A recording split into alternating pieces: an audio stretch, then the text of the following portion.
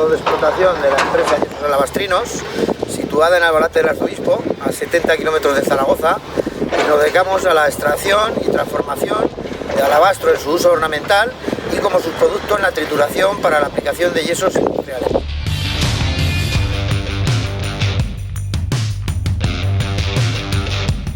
Estamos 6 empleados en la empresa y nuestro parque de maquinaria son 2 retroexcavadoras, una con un dispositivo de extracción vibrante, 2 palas cargadoras y un extravial, aparte de un equipo de trituración.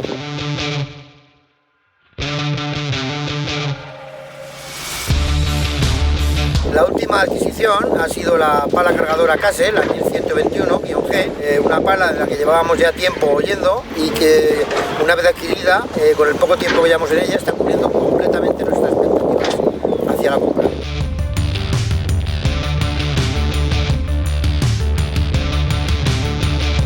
A la hora de adquirir una máquina, lo más importante para nosotros es, aparte de la propia máquina en sí, las prestaciones que te pueda dar, es el servicio técnico y el trato de profesionalidad.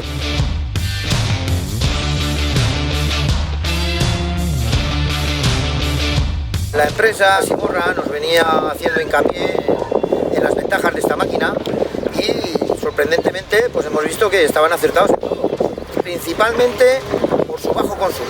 Nuestra otra marca que tenemos, hemos trabajado con Caterpillar y hemos trabajado con polvos y estamos prácticamente al 40% de consumo del resto de la maquinaria de la que hemos tenido. Amén también pues de las grandes prestaciones en cuanto a agilidad, la máquina, en cuanto a mantenimientos y en fin, estamos súper contentos.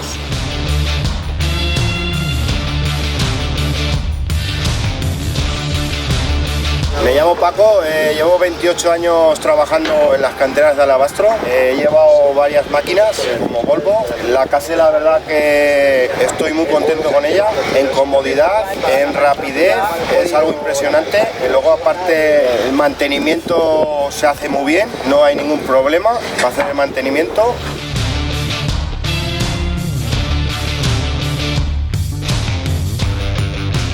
En definitiva, si alguien me pregunta qué tal funciona esta Case, la 1121, pues es de 10, estupendamente. Cumple todas nuestras expectativas, estoy súper contento, tanto con la máquina como con la empresa que nos presta el servicio.